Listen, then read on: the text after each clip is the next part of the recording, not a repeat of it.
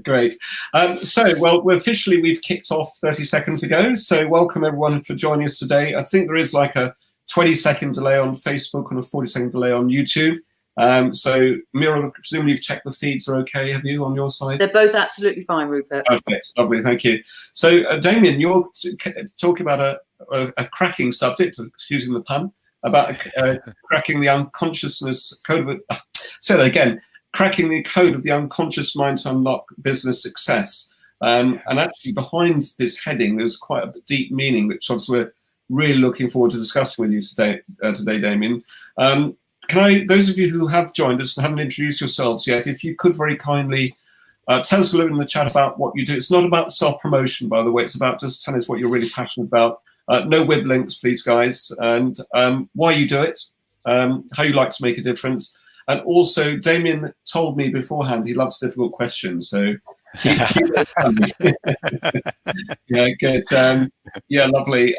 Alex, welcome on board, by the way. I think we also sent you a link to go to the green a bit later on, if that's okay.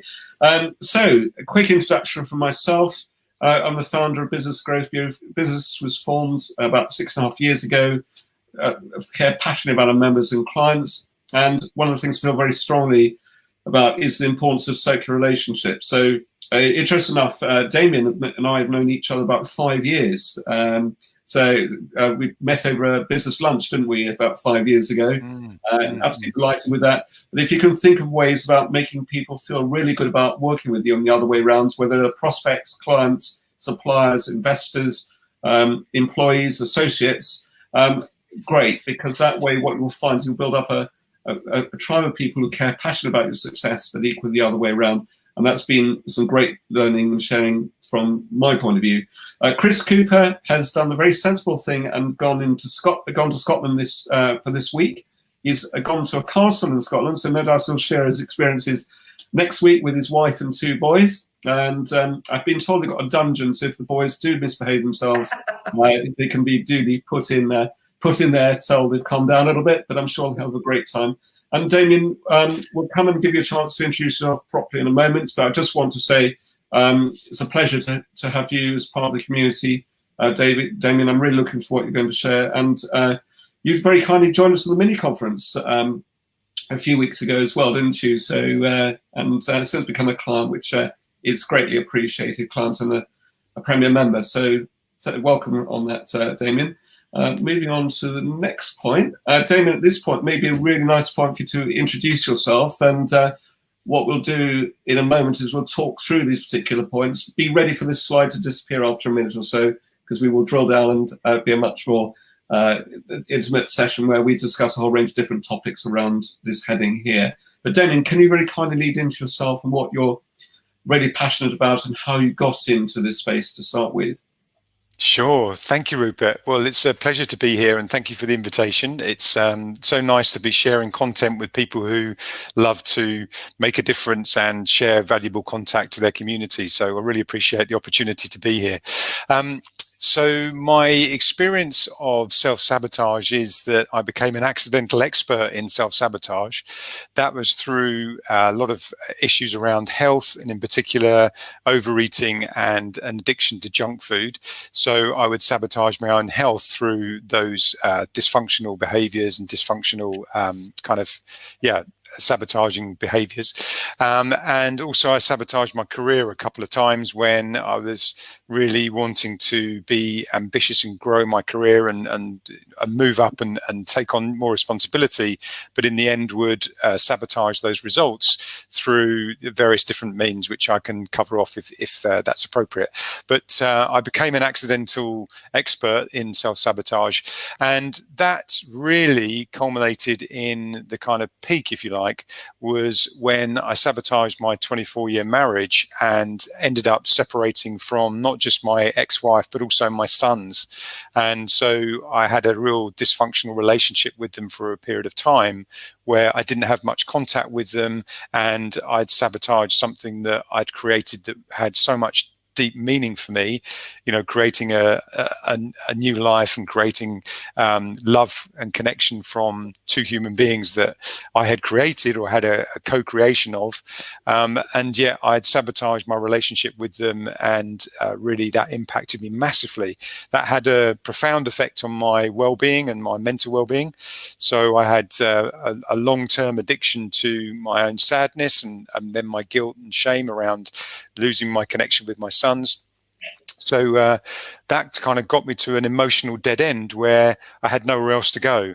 And I really had to turn inwards to figure out why I was doing the sabotage and what I could do to address it. And that's when I started my journey of recovery and healing my own suffering. And it became obvious that that journey was for a reason, and the reason is for me to learn from that and to help others to heal their suffering. So what I love to do is support people in healing their emotional suffering from the self-sabotage that they may have experienced. Right, lovely. Well, thank you. Thanks for sharing that. I mean, obviously, that's a really moving story, and it's very brave to open up in a very personal way like that. What would you say was perhaps the biggest trigger for this happen? Was it, again, this is a bit of a personal question, so don't answer if you feel uncomfortable with it, but was it the fact that emotionally you couldn't cope with the son, which obviously your son, which had a major disability, which as far as were you blaming yourself in some shape or form for that, and that led to this almost slightly destructive behavior, if I'm using the right terminology? And what would you say was the big trigger that helped you to move on out of that? Because obviously it sounds like you went into a very deep place around all this, this whole experience. Yeah, thank you. And of course, I'm more than happy to share, because as the Mayans say, the light is through the wound. So the emotional wound that I'd experienced was something which was causing me an immense amount of long-term sadness, to the point where I was sabotaging my own life and my own results and relationships as a result of the kind of long-term addiction to the guilt, the shame, the fear, the anger, the sadness, all of that was affecting me. So I'm going to class those, when we talk about that during the session, I'm going to class that as negative emotion. So it was something very negative that I was experiencing, and that was causing me to sabotage. So the big thing for me was probably when I'd sabotaged the relationship with my sons, and to the point where I basically had become so, if you like, depressed about it, for want of a better word, that I was in a very dysfunctional place. Now, this had been, the foundation to that was the kind of, if you like, the condition that my son has, the youngest son who has a disability. He had a disability that he was diagnosed with in 2005. So since then, I'd had this kind of ongoing long-term sadness that was causing me to sabotage, and I was having various problems with my health around that, and it caused me to sabotage my relationship. But I'm not blaming that in any way. It was part of the journey that I had to experience of having a son with that condition. And that led me to this sabotaging behavior, because I had no other way of dealing with it. I didn't have the resources or the wisdom or the knowledge to really cope with that. So life's journeys can be very challenging. But again, that was the beauty inside of that, is that there was learning there, and I had to really understand that learning. And it took me a long time to do that. It was at least 18 months to 2 years before I was able to really start to try and make sense of my son's condition, which was definitely a triggering point. And then from there, it was about how do I then try and cope with that long term.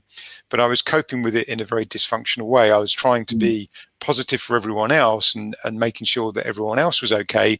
Meanwhile, I was crumbling inside, and emotionally I was suffering, and psychologically I was suffering.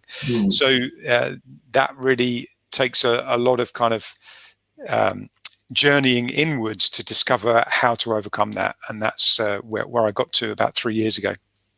Right, lovely. The great thing is you have been able to reinvent yourself, and you've you're clearly very happy now, or you seem to be very happy now. Lovely home in Sardinia as well. We're all very envious of, and I've managed to keep it based here in the UK. It's got the best of both worlds. They come over here, and who knows? And in the winter time, go back to Sardinia, or whatever the case might be. So Either way, Yeah. you can't lose, can you? So very, very smart decision. Now, interesting enough, you talked quite a bit about the sort of, certainly previously with myself, about the reptilian brain and its addiction to survival. Can you share with me a little bit your thoughts around that? Because this reptilian element within us actually is a very big subject, isn't it? Yeah, so it's, if you like, the hardwiring. This is what people call the hardwiring of the brain. So I won't go too deep into the neuroscience behind it, but basically the brain is formed very early on in the development of the human journey, and the brain has this kind of core at the middle, in, if you like, at the center of it, which is hardwired to basically our ancestors.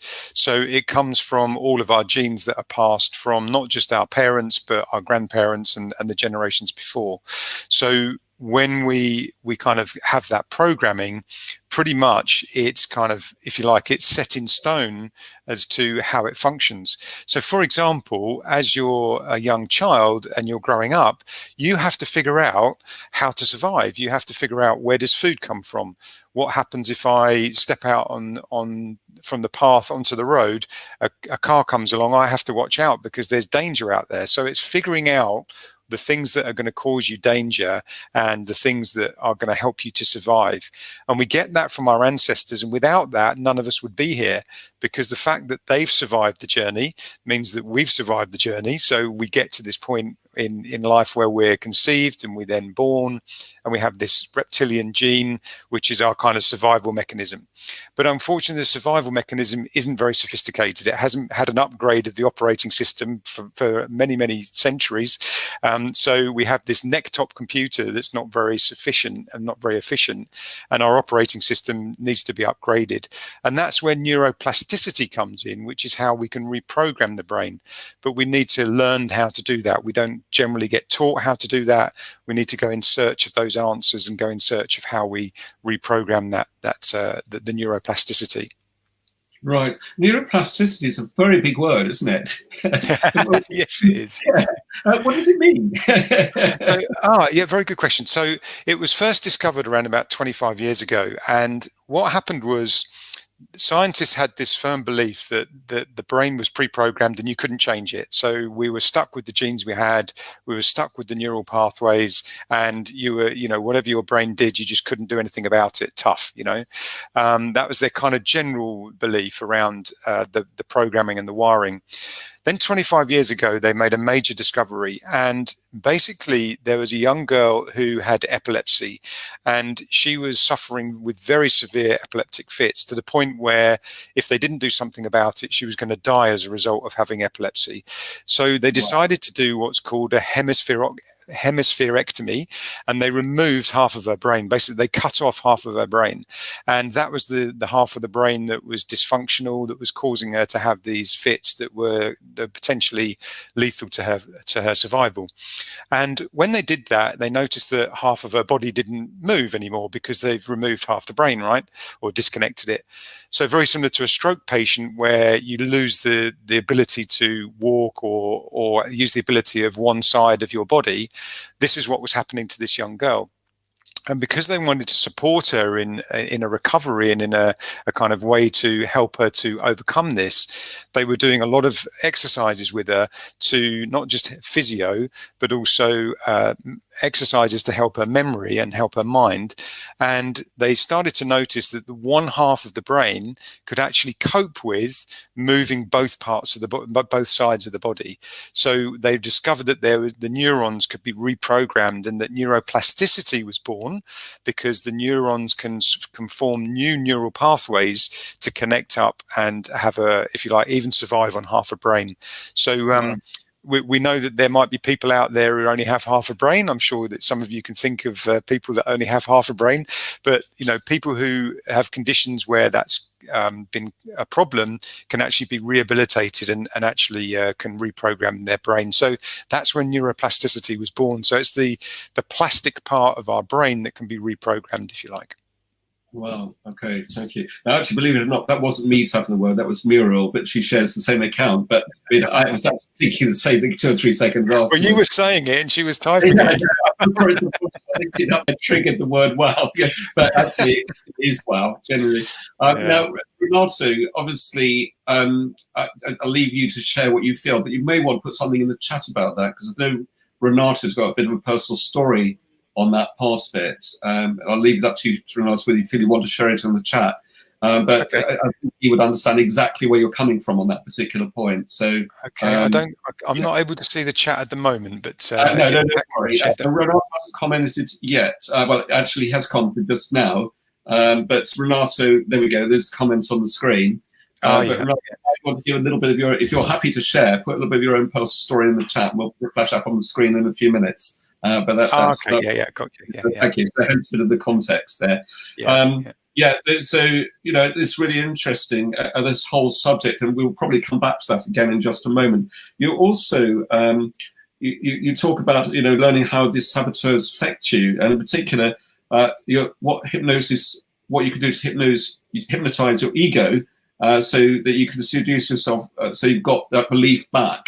Can you just tell us a bit more about your thoughts around that? What strategies are you talking about as far as that's concerned? So the context of that is that we are programmed with this survival mechanism, and as a result of that, the unconscious takes over the executive functioning of our mind and of our persona, and it convinces us that we have an identity that we put out to others, and the identity that we associate with. So that might be that you identify as a business owner, you might identify as a certain type of person living in a certain place, and all that identity is physical, but there's also an identity that is associated with your unconscious mind. And the unconscious then seduces you to believing that that's who you are. So you're effectively putting this mask on, and you're creating this identity that is the unconscious ego's impression of who you are. It's their version of who you are, but that's not the truth of who you are, because it disconnects you from the truth of who you are, and that lies within inside your heart, within inside your soul, within inside your journey on this, in this lifetime, and the unconscious kind of disconnects us from that. So the unconscious hypnotizes us and seduces us into believing that we are our identity. But if you look at the work of many philosophers like Joseph Campbell, you look at the work of psychiatrists such as Carl Jung, for example, they talk about this journey, they talk about the identity. And if you go right the way back to Plato, he talks about, I am not the fire, I am not the shadow, I am the all. And when you start to really get inside of that, you realize that you're the creator, and you created this identity, but you also have the ability to create beyond that identity and be the creator of the results that you want to manifest in life. But we lose connection with that, and we start to believe that all we are is our identity that our unconscious has made up about us. Right. Yeah, that's absolutely fascinating. In fact, Renato, you might want to have a quick read of his points, just making that, just in case there's anything you want to particularly reference in terms of those questions. And then I think he goes on to say, sorry, I think Mira and I are fighting the same screen here. He then goes on to talk about this as a point of interest, which is quite an interesting one. It's just sharing some knowledge about his own a good book that's been written. So that's lovely. Thanks, Renato, for that. So that's really good. I mean, the reptilian part of the brain also could be incredibly, as we talked about here, could be a very, very powerful concept. Mm-hmm. Incredibly. A lot of our responses are based on, or how we engage with things are based on what our reptilian part of our brain actually communicates with the logical part of our brain. If I've got that correct, this is not my expertise. I'm sure you can give us a bit more enlightenment.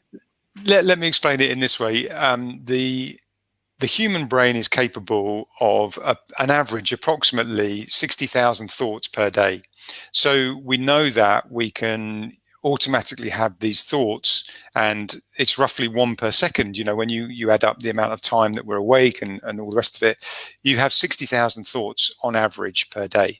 Some people have more than that, some people have less than that, but we'll say 60,000 is a figure that we can take as an average. Of that 60,000 thoughts, or of those 60,000 thoughts, 95% of them are exactly the same as the previous day's thoughts.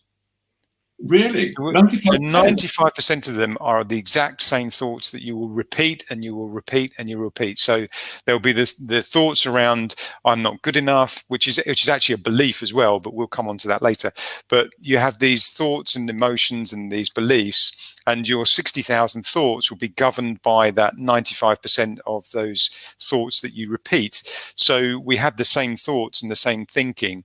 And Einstein summed this up beautifully in his phrase, you cannot solve today's problems with the same level of thinking that created them. So you need new thoughts to be able to solve problems. When he was writing his essays way back in the time, it would have been the equivalent of what we would call blogging now. He was writing essays about you cannot solve today's problems with the same level of consciousness that created them. So when we start to get deep inside the consciousness, we start to look at our unconscious mind that gives the executive control and controls the subconscious mind. So the subconscious mind is not very efficient. It will do what it is instructed to do. If the unconscious mind has a belief that it's not good enough, it will program the subconscious mind to believe that. The subconscious mind will go out and look for evidence to prove that you're not good enough, or that you're not worthy, or that you don't belong, or that you can't trust people, etc. So all of these beliefs and these thoughts are programmed by the unconscious, and it's very difficult for our subconscious to differentiate or to filter that. Well, as a matter of interest, with this whole thing about, a lot of people will talk about what's happened within their childhood, and then perhaps things have happened in their relationship since, and how that's had a lasting impact. And quite often people can be blind to that for years. Certainly I was not aware of certain characteristics which actually did stem back to my childhood from years ago, and how it's had a lasting effect. Some of that's been really positive, by the way. Some of it's been really negative. But of course, once you identify with that, that then helps you to actually almost break free,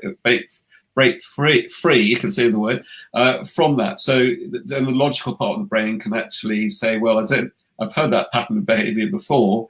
I'm going to actually try and put you back in the box again. You can come out another day, Mr. Reptile, and come at me from another angle. But it's quite interesting. It's so amazing how we all get caught in these repeating patterns of behavior, isn't it? And quite often, a lot of it does stem from an experience we had, years ago, or even back to our childhood, which then repeats itself all the way through, or perhaps your life in different shapes or form. And you talk a lot about sort of the key saboteurs and its accomplices.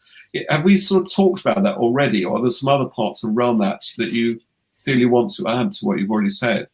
Yeah, I mean, there's definitely a pattern to sabotage and sabotaging behavior.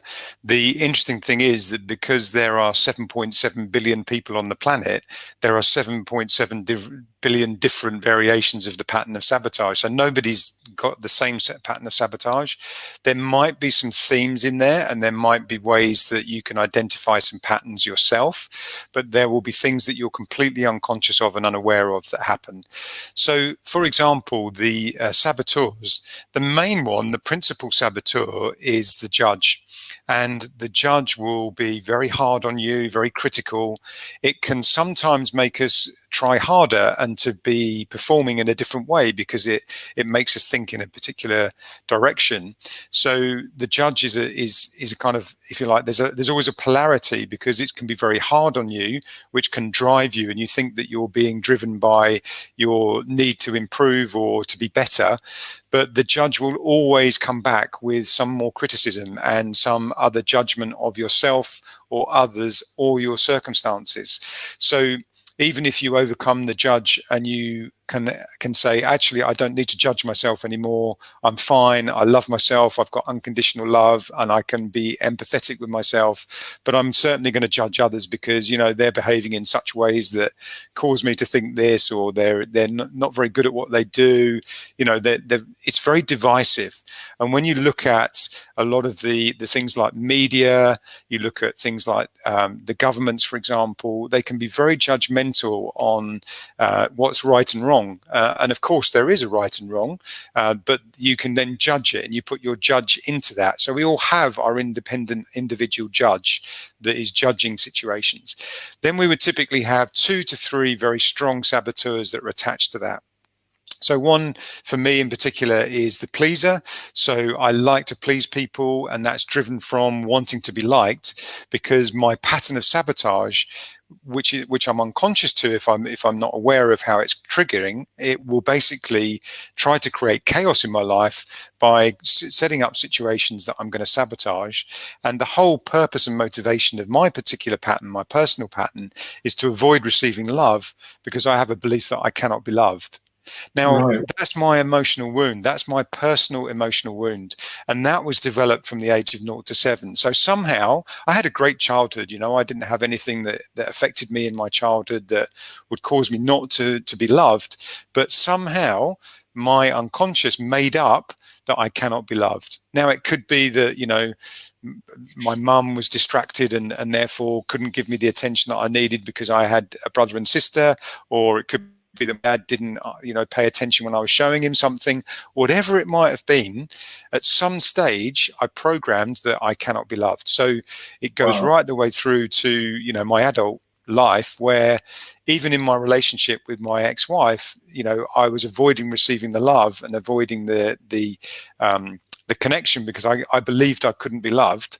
And this is what caused me to sabotage my relationship with my sons, because I was avoiding receiving their love.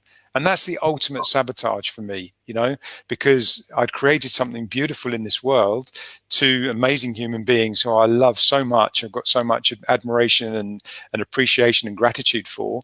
And yet I had disconnected from them through a dysfunctional behavior, through separation, and through my sabotage. And so that was the journey that helped me to discover that. And it's quite painful. It's, you know, it is emotionally very moving when you have your wound uncovered, but it's extremely enlightening and very powerful, because then you can do something with that. You know, you can work with that. And now when I'm going for end results that are important, like a new relationship or in my business or in anything that I'm setting out doing, I can set the intention with knowing that my sabotage might get triggered, but I know the steps to watch out for, and I know what could happen that might cause me to sabotage, so I can stop that and have awareness to it, which is very important, particularly in business. Yeah, thank you for sharing that again, because that is very personal. I'm going to ask you another question. It's a bit of a personal question. Sure. Hopefully Go not for too. it. But as a point of interest, is there something in there which is actually almost, from a reptilian point of view, saying that I don't want to get too close to someone? Are you worried about possibly letting go of your guard? Is that part of the trigger?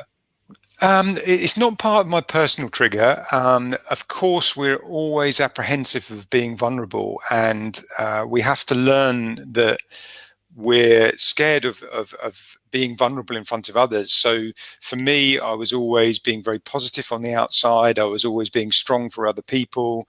I'm quite a positive person, and that's part of the makeup of who I am. So that's a front that I put out, and I feel very vulnerable if I then start to talk about my own feelings. Here I am talking about my own feelings, but it's something which I've had to learn to do, and have to be vulnerable to open up to share that, because one of my beliefs is around trust of myself and others. So for me, suffering with a long-term sadness, you know, that was stemmed from not being good enough, a belief of not being good enough, a belief of not allowing myself to be capable. So I didn't think I was capable of dealing with the things that I was having to go through. And then that's linked to trust, in terms of not trusting others and wanting to actually open up and share that. So again, that's a kind of something that I had to really learn about. And vulnerability is a beautiful gateway, because on the other side of that threshold that you fear the most, and with this threshold of vulnerability, if you like, the threshold of emotions where you can get through that, you can really start to open up to what's on the other side of vulnerability, which is the whole world that opens up for you, because you see the beauty of human kindness. I'd never experienced that previously. I'd never really paid attention or noticed it until my son was diagnosed with his life-limiting condition. And when I was then at my lowest point and very vulnerable in that moment, I was amazed at the impact it had on others who were willing to help and wanted to, somehow contribute and make a difference to our lives. And I was so touched by that depth of human kindness. And I then learned the vulnerability of receiving that and acknowledging it, and the beauty that sits inside that. So vulnerability is actually very, very powerful. There's a couple of superpowers that I talk about. Vulnerability is definitely one of them, for sure. Right. Well, again, thank you for sharing that, because it's very personal, and it's good that you've been able to turn your experiences as a force for good as well. And you talk about sort of cracking the code of the unconscious mind, unraveling your unique pattern. What's that exactly? How do you do that? So, well, what it is if you like, your unconscious ego, which is all your thoughts, emotions, and your beliefs. So all the things we've been talking about, and the kind of unconscious and the reptilian brain and all that survival mechanism, it creates a pattern for you to survive, and it wants to keep you safe. But the reason it wants that is for basically the unconscious ego wants to separate you. So it wants to keep you separate. It wants you to survive, and it wants you to basically be on your own, which in some respects can be helpful, but in other respects can be very damaging, particularly in relationships and in business. If you're trying to grow your business, you don't want that happening, because it's trying to sabotage you, to separate you from what you love. And so it's very important to really understand that pattern, because we're totally unconscious to it. Now, when I first heard the premise that there might be a pattern of sabotage, I was like, oh yeah, of course, yeah, I kind of know what that is, because I'd spent years sabotaging my career, sabotaging my health. So I kind of knew that there was a pattern to it, and certain things might trigger it. But when I then worked with the people, the unique group of people that helped me to unravel and uncover my unconscious pattern of sabotage, I was completely blown away because I didn't know some of the steps existed. I didn't know that the map looked the way it did, the pattern was the way it was, and more importantly, I didn't know the motivation and purpose of it. And so we're unconscious to most of the pattern and the map of chaos. So though you might have a good awareness to how you might have created sabotage in relationships or in business or your career, there's definitely a set pattern that you go through. Normally there's between 18 and 25 steps, and those steps will pretty much go throughout any situation where you go for an end result and then fail to achieve the expected outcome. So if you're going for something that means something to you, maybe it's about a business acquisition, or maybe it's about a new client or a new contract, you're going for that end result and you fail to get it, there's probably a pattern in which your unconscious stopped you from having that. And that unconscious is your thoughts, emotions, and beliefs, and your saboteurs that stop you from actually achieving what you love. So there's definitely a pattern to it. Yeah, lovely. Thanks for sharing that. We had a lovely lady who's part of the last session, lovely called Ruth. She's given me permission to share this, by the way. But I just wanted to share this with you, actually, because a few years ago, she had the most horrific experience where, unfortunately, she went through a miscarriage. And apparently her boss said at the time, shortly after, a few days afterwards, that she'd got no emotional intelligence.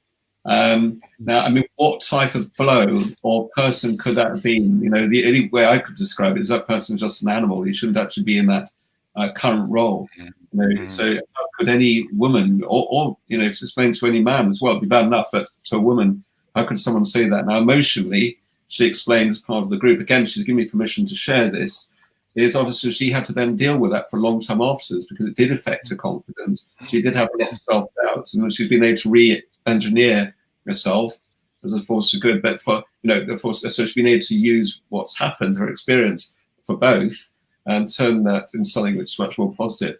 But I mean, people go through these horrific experiences, and then somehow they come through on the other side. But we all have to go through this process sometimes of being able to work that out, don't we? And recognise it's not our fault. It just happens to be you've got some arsehole, if you use the language, on the other side, you know, who's just got no human characteristics whatsoever. He's definitely associated with a reptile. But anyway, it is interesting. It is interesting because one of the deeply profound learnings that I got with my son's condition was I was really suffering, and in the human journey, you know, it's inevitable that we experience some pain and emotional pain at some point. You know, we have the loss of a loved one. Maybe we have a relationship that we're really committed to, and then it falls apart for some reason, or we have some disappointment in some way. And so we experience an emotional pain. And this often happens, you know, early on in life and can happen later in life, but we will experience some pain at some point. Now, that is almost inevitable. And so there are a lot of philosophies that talk about the fact that the pain is inevitable. But what is optional is the suffering. And so whilst that pain can be incredibly uncomfortable for you at the time you experience it, you're not likely to get any learning from it in the immediate aftermath of that pain. So if somebody's experienced something like a miscarriage or a child that's been diagnosed with a life-limiting condition, you're not going to show up the next day and go, oh, wow, what a great opportunity to learn. You know, what am I going to discover as a result of this experience? You don't get that and that insight from the immediate. But over time, and with enough reflection and personal growth and personal development, you can discover that there is a depth inside of that, a learning and a wisdom that you can gain from every human experience. And everything happens for a reason. And, you know, some of those things are not good. Some of those things cause us the pain and suffering, but we don't have to sit with that suffering. We don't have to live with that suffering. So, for example, in business, you know, we maybe our results are not what we want them to be. We might have been laid off because of the economic environment, or we might have been sacked because we fell out with somebody. All of those things can affect us and destroy us for months and years and sometime a lifetime. But the suffering is not necessary. You know, we can overcome that. Our past doesn't equal our future. And so when we understand how we can reprogram and how we can actually heal from that suffering and then create a life we love, then we become much more powerful in the way we communicate, in going for our happiness and aligning with our bliss. And that's what I support people to do, is to heal that suffering and align with their bliss. Lovely. No, that's really, really lovely. Obviously, I think, you know, what we've talked about here is some of these are very deep subjects. We're going to probably move on to a slightly lighter point in a moment or two. But I think what might be really nice, and Damien, asked you whether you might be able to reframe the question from the group members, so we'll perhaps come on to that. But just to explain something that came out from the group I was in, and Alex, if you could be very kindly join into the green room in just a moment, because we'll bring you on in a few, 2 or 3 minutes' time. But some of the other points raised, certainly on my table, was really interesting. There was 2 people on my table. One was really interesting because a lovely lady called Leslie, she's got this self-limited belief about being able to handle phone calls. She actually hates anything to do with sales. But she's been able to re-engineer her business, very interestingly, so that she's put strategies in place. So she's got a really good nurturing process. So people are coming to her and they're actually asking to have those conversations. And she's now in her comfort zone. She's in her element and she loves it. But it's just this whole issue about self-sabotage when we're dealing with phone calls or perceived sales calls, you know, an interesting one. There's another lady also on the same table who actually has a very similar self-limiting belief. And the good thing is she's taken a very positive steps to move forward. So first of all, she's engaged with ourselves and she's a very valuable member of the community and everything else like that. But she's putting through a whole process now so she can also follow a similar type of journey. And I think that's where, you know, if you've got certain self-limited beliefs which for one reason or another you find perhaps difficult to deal with, invariably there are other solutions around it. It's about being a bit smart, isn't it? Yeah, but on your table as well, I know you. There's a few points that came out there. Was there a particular question, common question that came out from that, which might be worth just touching on briefly? Yeah, I think the key thing was the kind of, you know, why do we sabotage our results? Because people, when they're going for things like business and they're busy developing their business, something comes along to distract you, something comes along that's nothing to do with that, or something happens in a project that causes you to be distracted. So, you know, the key question was really, why does that happen? And it's interesting because the unconscious basically is always looking at ways to be able to create chaos for you. And that may seem a bit dysfunctional, but it comes from this reptilian response of trying to separate us and keep us in survival mode. So if you feel at any point that you're not focused on an end result that you're achieving, and you're just focused on the kind of survival and just trying to kind of keep up, then you're probably being affected by your unconscious, because the unconscious is all about that survival and suffering. So if you're experiencing any type of negative belief around sadness, around anger or fear, then it's likely your unconscious has been triggered and is in control.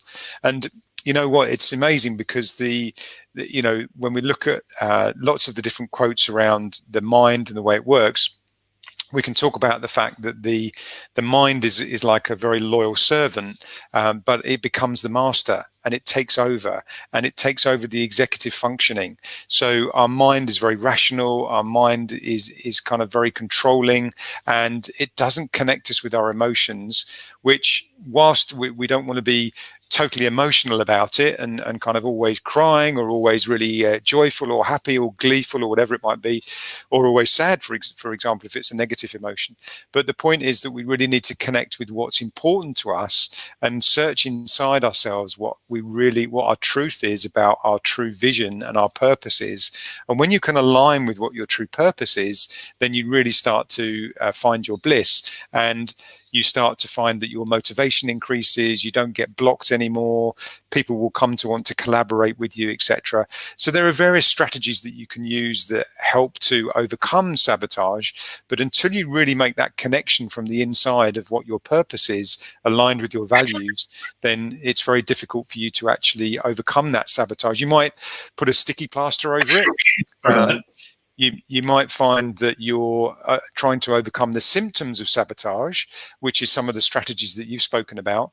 But until you get to the root cause of the problem, until you actually address what the emotional wound is, then you'll carry on sabotaging, and you'll probably find that those negative emotions will be ruling and will be in control of your outcomes and your end results. Thank you, Damien. We've got I'm going to lose my voice, I think, actually. I'm going to goodness. About to bring Alex onto the stream. It's good timing by the sound of it. Alex, so welcome as part of this session. Can you just sorry, highlight the question that you've got from your table? Yes, sorry, Rupert, I should have done that. Hello, Damien. Hi, Alex. Right, so the question is, unconscious self-sabotage can come from your being within your comfort zone. And that comfort zone is often created from the conditioned habits that you've developed since childhood. As a result, those habits and the comfort zone itself could feel completely normal to you, maybe even positive, and therefore not a source of sabotage. So in an adverse or a problematic situation, how do you recognize that you are in a comfort zone that feels good and feels right, and therefore it's your perspectives that are part of the issue that are self-sabotaging and therefore have to be confronted? So in terms of the comfort zone, it's an interesting point, because if we're cruising and if we're very happy and in a blissful state, then it means that we're probably aligned with who we are and the truth of who we are. So from that perspective, we don't have a problem if we're cruising, but everything's going fine. As soon as things start to go a little bit awry, you know, our end results aren't going the way we want them to, and we feel like there's a sabotage coming, if we're in our comfort zone, it means that we're trying to just coast it and trying to overcome it without actually addressing it. So one of the key saboteurs is called the avoider, and the avoider will avoid taking responsibility and will procrastinate, will allow itself to be distracted, will do lots and lots of things for, you know, being unproductive, ineffective activity, creating spreadsheets, creating a system, and that might be something that we're really comfortable with because we've got knowledge to do that. So we throw ourselves into things that feel comfortable because it's a natural response. The key thing to focus on in those situations is, what is the end result that you are trying to create in the first place? And are you aligned with that end result right now? So, for example, if you're wanting to grow your business for, you know, the purpose of revenue, you want revenue growth, and you're in your comfort zone and you're doing what you normally do, which is maybe going to networking events, and you're, you know, doing the same blogs and maybe meeting the same people and phoning the same people, and you're in a comfort zone with that, and you're not achieving the growth that you want, then you really need to look at, what do I need to do right now to align with the vibrational energy that needs to get me to my end result? So what is the end result? And that's about the powerful end result that you create. And those end results are never created from a space of logical processing or rational mind, because the end results that we create from the rational mind tend to be within our comfort zone. The space to go into is the heart space, and really go into the purpose, really go into exploring, what's my vision, what's my choice here, what's my decision around how I want to align with my vision and true purpose. And then you align whether your choices and decisions are going with that. Now, it is likely that you go through that stretch zone, as I would call it. And again, you go to that, if you like, that threshold, and you go to that threshold of where your comfort zone is and where you feel like you're comfortable. And beyond that threshold is where all the learning exists. It's where the unknown is. You know, we have a great deal of things that we know. You know, I was very fortunate as a child to be taught how to play golf, and I loved it. So I know how to play golf. But as a child and in my adult years, I've never learned how to speak Chinese. So I know I don't know how to speak Mandarin, but I know how to play golf. And there are a whole load of things that we don't know that we don't know. So there's a whole field of opportunity that exists in the unknown, which is in the infinite intelligence, if you like, out in the universe, in the paradigm that exists, that we can tap into when we get outside our comfort zone and push ourselves into the unknown, which is really connecting with our heart and connecting with our purpose. We're all part of one, and we're all part of the same universe. And so the universe has your back, and it wants you to be the best version of yourself. And it's us that gets in the way. It's the unconscious mind that stops us, and it's the unconscious sabotage that then prevents us from remembering who we are and what our purpose is, because that exists. Damien, that's absolutely fantastic. I'm just going to wrap up on a few little points, then also lead into what's happening next week and the week after.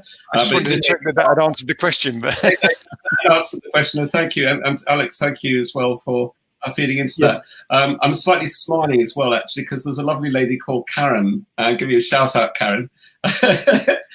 So she's a little bit of a personal mentor to me. She also gives me a bit of a hard time, quite rightly so, by the way. And that's what she's very kindly volunteered herself to do, because I sent an email out, was it yesterday, which raised the question: are you an entrepreneur or an intrapreneur? And I've corrected on a point of the terminology with that one, because an entrepreneur, strictly speaking, has another definition. And I'd actually changed the word entrepreneur. I'd hijacked it to mean something slightly different. But the email actually did have a serious undertone to it as well, because I come across, and this is a really good example of self-sabotage. I reckon for every 10 calls I have per week with different clients or potential clients or people who just want to engage with me, I reckon for every 10, about 4 or 5 actually have this self-limiting belief over what's going on at the moment. So the natural reptilian part of the brain is saying to people, look, I should take a perceived flight to safety, and I'll look back in my business, and I'll go to website design, I'll write content, I'll do all these wonderful things. I'm not saying that's wrong, by the way, because there may be circumstances where that's exactly the right thing to do. When actually what they should be doing is looking outwards, looking to engage with prospects, looking to engage with their existing clients, making them feel really good about. Look at partnerships, how you can engage further there. Look at actively what you can put in place to get new customers. Because, all right, the market's changed. You know, we've got this terrible COVID world that we live in at the moment, but it's not the end of the world. We will eventually come out of this very dark tunnel. But the fact is, those people who've actually looking outwards now will be in a much better place in 3 or 6 months' time than those people who go inwards. And it's unfortunately, this reptilian part of the brain is very powerful, and we need to almost throw a switch the other way around.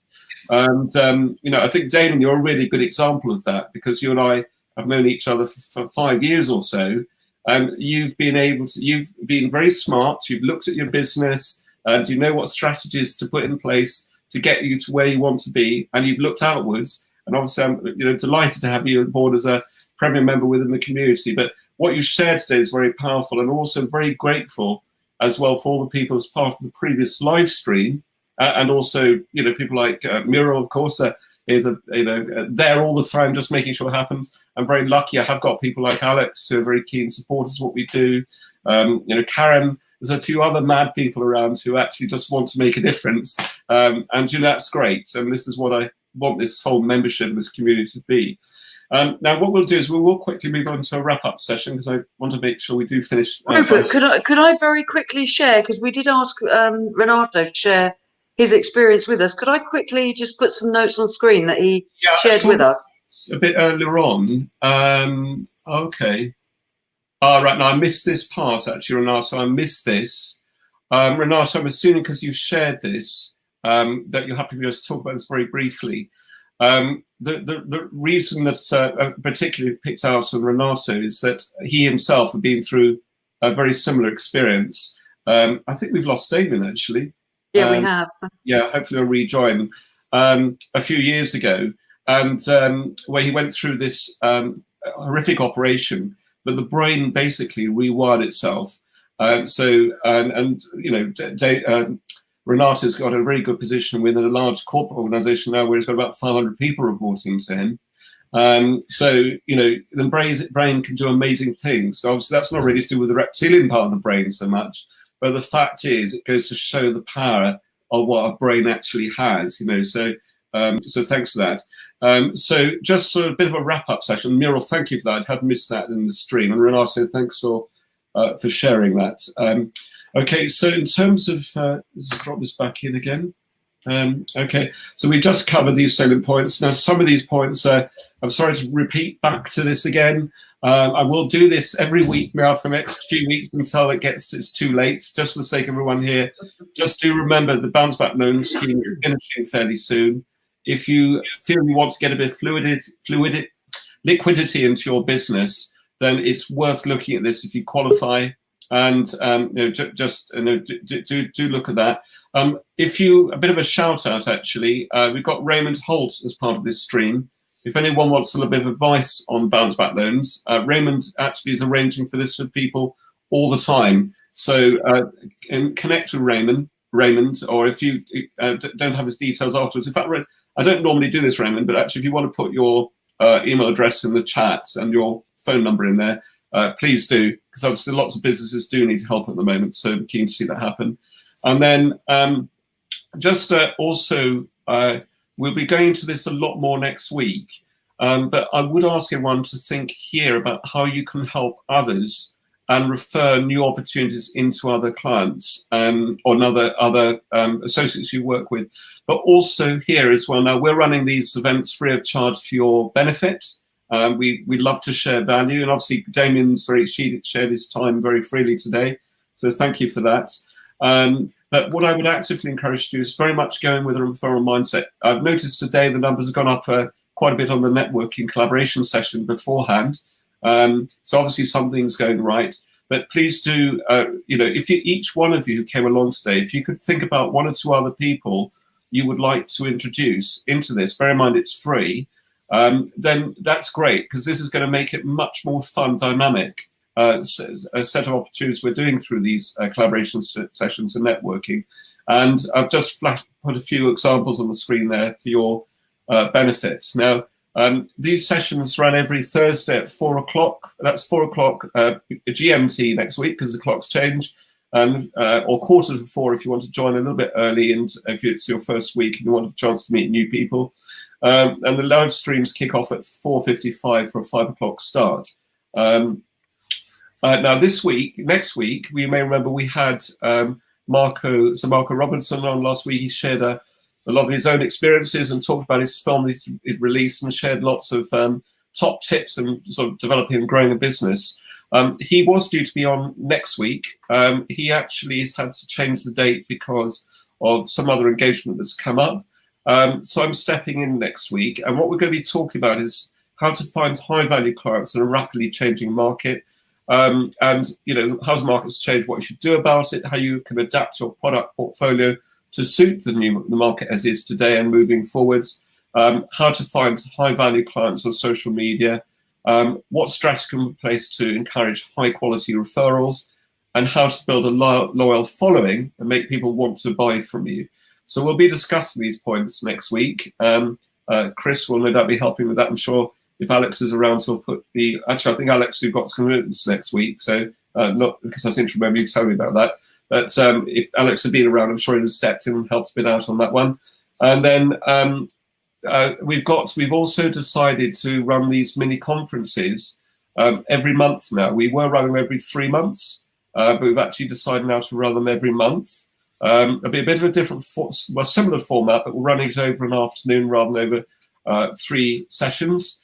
And the next date is the 3rd of November. The one after that is the 1st of December. So, and if you wanted to book for that, and I've noticed that several people have actually been on the previous 2 mini conferences and actually decided to book the 3rd one with us, so which obviously we're very flattered about.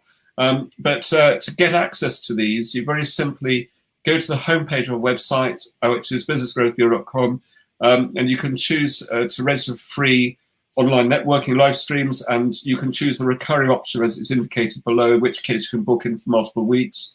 If you can join us at the mini conference, do register.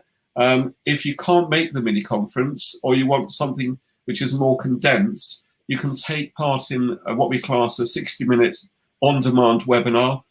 They repeat every 15 minutes, and you can join in on that.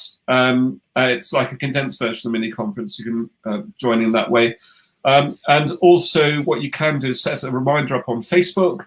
If you've enjoyed today, please do like it and share it. The more you'd help us in that, the more we can give back to you. And equally, the same applies on YouTube. If you like what you're seeing, do press that button and press that bell to set a reminder up. And feel free to join in. We do recognise that it's a very lonely journey out there at the moment. There's probably something that's been demonstrated here. There's lots of people who really do care. I think everyone on this call today and on this live stream, I could speak on behalf of those and say you're here because you do care and want to be part of something. And we recognise where you're running a small organisation or a much larger one, that it can be a very lonely journey. We're here for you, and everyone here is to help and support. And the contact details are here. Damien, I'm glad you managed to come back in at the last minute. That's the trouble of living in a lovely country. You have the odd thunderstorm or something gets in the way with your mobile Wi-Fi or whatever you're using. So it serves you right for being such a nice place. So Damien's web address is there, damienculhane.co.uk. Mobile phone number, that diverts to Sardinia, so there's no charge for the converted part, the final leg of the call, no extra cost. It's all part of your minutes on your phone. And also Damien's email address is there below as well. So I just want to wrap up and just say thank you very much for taking part today. I don't know if anyone's got any closing questions. Muriel, do you want to give us any quick feedback in terms of how you feel it's been today and what you've taken out of it? Oh, wow. What did I take out of it? I don't know where to start, actually. There was so much content. It was so good, Damien. 100%. What did interest me was the 60,000 thoughts per day on average. You wouldn't believe it, would you? And 95% are the same as the day before. How boring. I need to think new things. No, Thank really you. great Welcome. session. Thanks. Lovely. Alex, have you got any sort of closing thoughts of today? Yeah, I thought the point when Damien answered our question was very good. When you talked about the avoider, and one of the things I think you find with people working from home at the moment is some people find it very difficult to work from home. And what they find is distraction activities, avoiding activities. Oh, before I start work, I'll just go and empty the dishwasher. Something they never do in their lives, but they do. That cupboard needs organising, doesn't it? And I better check my desk's nice and tidy. So I think the avoider is a very, very powerful saboteur that is really coming to the fore as people try to cope with working at home. Yeah, absolutely. And the interesting thing is that we were just talking about it in the session just before I got cut off, unfortunately. But we're talking about the fact that everyone's fear has been triggered. So the fear response is to go to something that feels comfortable, and doing something like our avoider saboteur is comfortable because that's something we know we can do. So it's procrastination and it's the distractions, and the avoider is really good at triggering. But there's 10 of them, so you know, that's just one of 10, and unfortunately we don't have time to go into depth with all of them. But yeah, definitely the saboteurs get triggered when our fear response comes in, which happens through the current situation. That's definitely triggering a fear response in people. Yeah, lovely. No, thanks for showing it. I'm sure we'll be delighted to have you on again. It's if you feel keen to volunteer at some stage, so we'll perhaps give it would be a pleasure. It'd be a pleasure. Yeah. Right. So in which case we'll call it a wrap, everyone. Damien, Alex, and Mira, if you could stay on just a couple of minutes. But thank you very much for joining this week. Do join in next week and think about who you'd like to introduce to be part of this. We want to make this a very active, vibrant community. And thank you very much for joining us today. Take care, Thanks, everyone. Rupert. Thanks, everyone. Bye-bye. Thanks. Bye-bye. Bye.